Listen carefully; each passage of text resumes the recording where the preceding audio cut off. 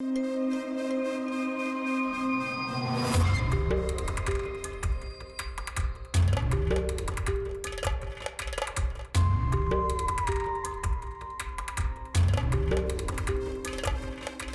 याचसाठी जन्माला घालायची पोरं, तिच्यासाठी काय करायचं शिल्लक ठेवलं हो मी?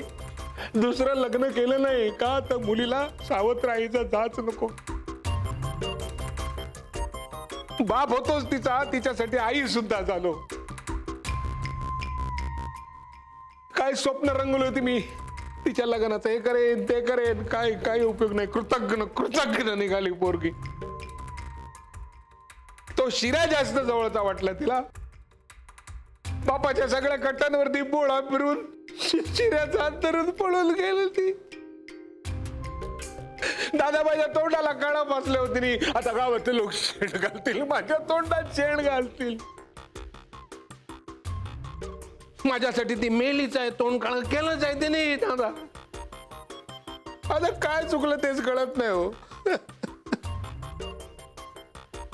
तिला घडवण्यात मी कमी पडलो, तिला इतकी मोकळी दिली तेच चुकलं माझं.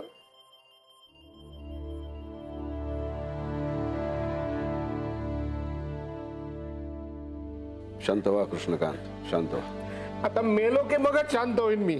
नाही, नीतानं केलंय ते अक्षम्यच आहे.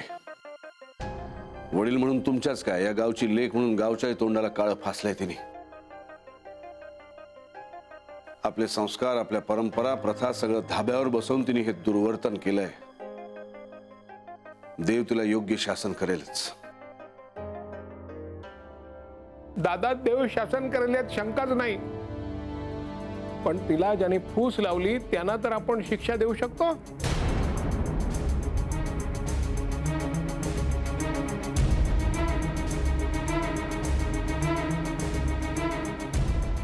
म्हणजे काय म्हणायचं आहे काय तुम्हाला? जाण्यापूर्वी ती शेवटला पुनर्वसूला भेटली होती.